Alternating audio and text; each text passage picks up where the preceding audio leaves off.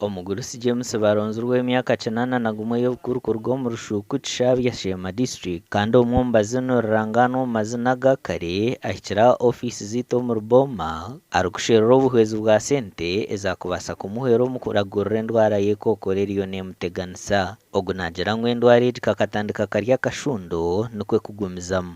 Kunarigera omu kyaro akari omugyenyi atayahiire atukonkozaaho spice neza nazaho spice atandika kwampereza enjuma zo kutamba obusaasi tubandagurira bampereza enjuma zo kutamba obusaasi tweze emyaka nka 8.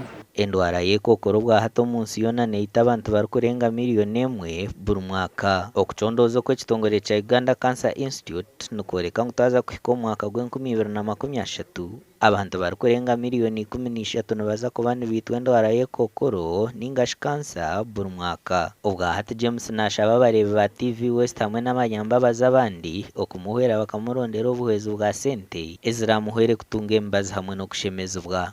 Tinyine sente banyamba omu sente, esente z'okugura emibazi, esente z'okwereebeka.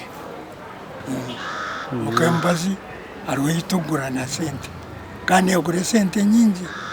Emibazi mwene y'owa kansa negura sente nyingi eri omu mitwaro.